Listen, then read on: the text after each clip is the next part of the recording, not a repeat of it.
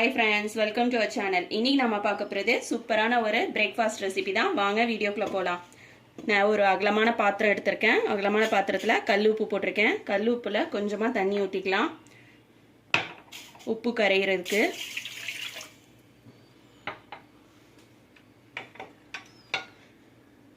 இதுல ரவை ஆட் பண்ணிருக்கேன்.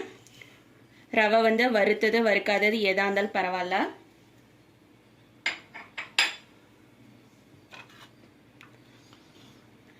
இது கூடவே உருளைக்கிழங்கு ஒன்று வேக வச்சு மசிச்சு வச்சுருக்கேன். மசிச்சது பார்த்தீங்கன்னா நல்லா இந்த மாதிரி மாவு மாதிரி மசிச்சுருக்கணும். ஒரு உருளைக்கிழங்கு எடுத்திருக்கேன்.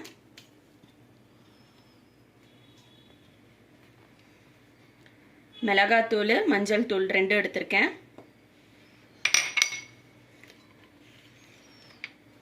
கொஞ்சமாக மல்லித்தலை,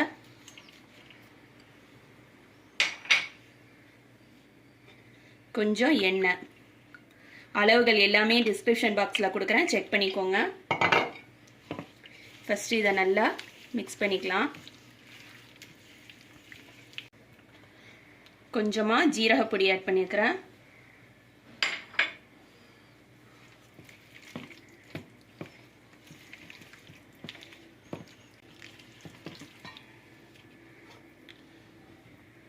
இதில் கோதுமை மாவு ஆட் பண்ணிக்கலாம். நாம பண்ண போகிறது மசாலா பூரி. யூஸ்வலாக வெறும் பூரி தான் செய்வோம். வெறும் பூரி செஞ்சு உருளைக்கிழங்கு மசாலா செய்வோம். ஆனால் இது வந்து உருளைக்கிழங்கெல்லாம் மாவுலே போட்டு நம்ம இப்போ செய்கிறதால இதுக்கு தனியாக வந்து உருளைக்கிழங்கு மசாலாலாம் தேவைப்படாது.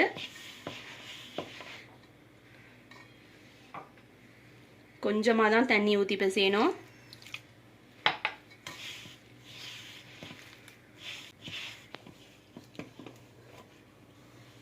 மாவு பிசையும்போது இந்த உள்ளங்கை வச்சு அழுத்தம் கொடுத்து பிசைங்க. அப்போ தான் மாவு நல்லா சாஃப்டாக வரும்.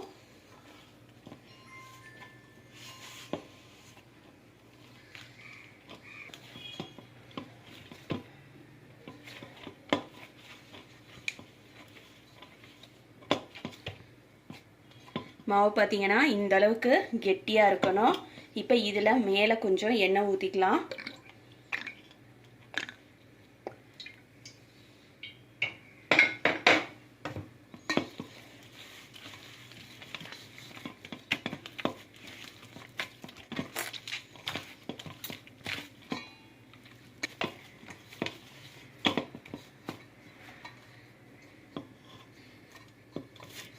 மாவு பார்த்தீங்கன்னா இந்த அளவுக்கு தளர்த்தியாகவும் இருக்கணும். அதே சமயத்தில் நல்லா சாஃப்டாகவும் இப்போ செய்யணும். நம்ம இந்த அளவுக்கு தளர்த்தியாக இருக்கணும். எதால் அப்படின்னாக்கா நம்ம கொஞ்சம் நேரம் ரவா சேர்த்துருக்கதால கொஞ்சம் நேரத்துக்கு ஊற வைக்கணும். ரவை ஊறும்போது கெட்டியாகும் மாவு.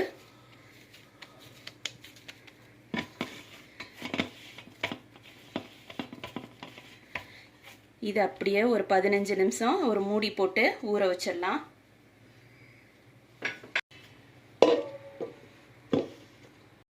இப்போ நம்மளோட மாவு ரெடி ஆயிடுச்சு.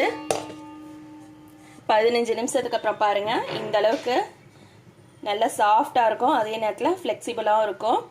இதில் உருண்டை போட்டுக்கலாம். உருண்டை போடும்போது இந்த மாதிரி பண்ணிட்டு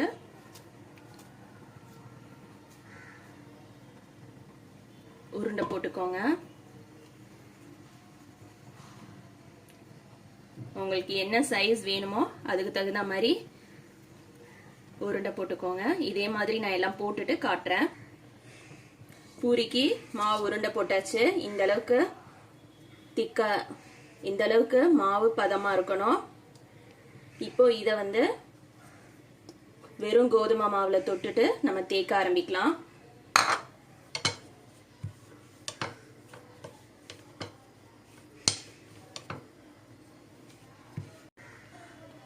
பூரி இந்த அளவுக்கு திக்னஸாக இருந்தால் போதும். என்ன சூடு வந்திருக்காண்டு செக் பண்ணிடலாம். ஒரு சின்ன பீஸ் போட்டு இப்போ அந்த மாவு மேலே வெளியே வந்துருச்சு. மாவு நல்லா பொரிஞ்சு வந்துருச்சு. இந்த ஸ்டேஜில் நம்ம பூரியே போட்டுக்கலாம். எப்போதுமே பூரி போடும்போது சென்டரில் போடாதீங்க. இது ஒரு பக்கமாக போட்டிங்கன்னா நடுவில் வந்துடும். அடுப்பு வந்து மீடியம் ஃப்ளேம்ல வைக்கணும்.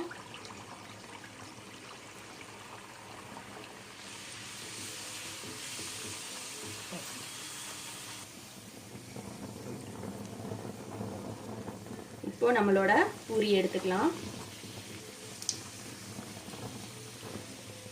ஒரு சர்விங் பிளேட்ல வச்சிடலாம். இன்னொரு உருண்டை தேய்ச்சி காட்டுறேன்.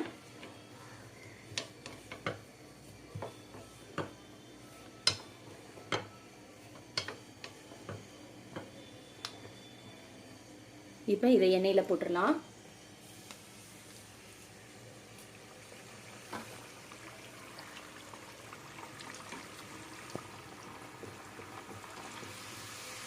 இந்த மாதிரி பூரி மேலே வரும்போது நம்ம எண்ணெயை மேலே அப்படி லைட்டாக தெளிச்சு விட்டோம்னா நல்லா உப்பி வரும்.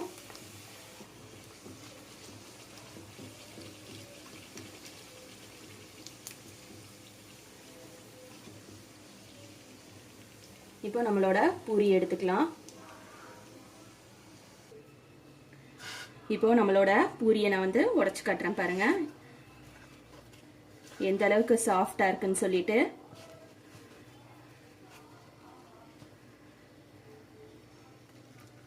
உள்ள பாருங்க எந்த அளவுக்கு இருக்குன்னு சொல்லி.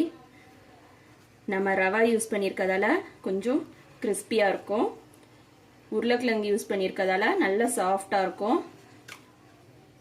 இதே மாதிரி நான் எல்லா பூரியும் செஞ்சுட்டு காட்டுறேன். இப்போ நம்மளோட மசாலா பூரி ரெடி ஆயிடுச்சு. பாருங்க எந்த அளவுக்கு உப்பி போயிருக்கு. அதே நேரத்தில் சாஃப்டாகவும் இருக்கும். இதுக்கு காம்பினேஷன் பார்த்தீங்கன்னா நான் வந்து ஆனியன் ரைத்தா வச்சுருக்கேன்.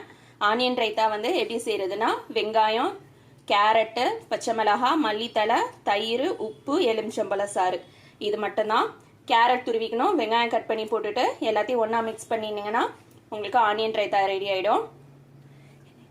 இது ஏற்கனவே நம்ம வந்து மசாலா பூரியில் எல்லா மசாலாவும் ஆட் பண்ணியிருக்கோம், உருளைக்கிழங்கும் ஆட் பண்ணியிருக்கோம். அதால் இதுக்கு காம்பினேஷன் பார்த்தீங்கன்னா மசாலா இல்லாத டிஷ்ஷாக தான் இருக்கணும். சைட் டிஷ்ஷு ஆனியன் ரைத்தா வச்சு சாப்பிட்டீங்கன்னாக்கா ரொம்ப டேஸ்ட்டாக இருக்கும்.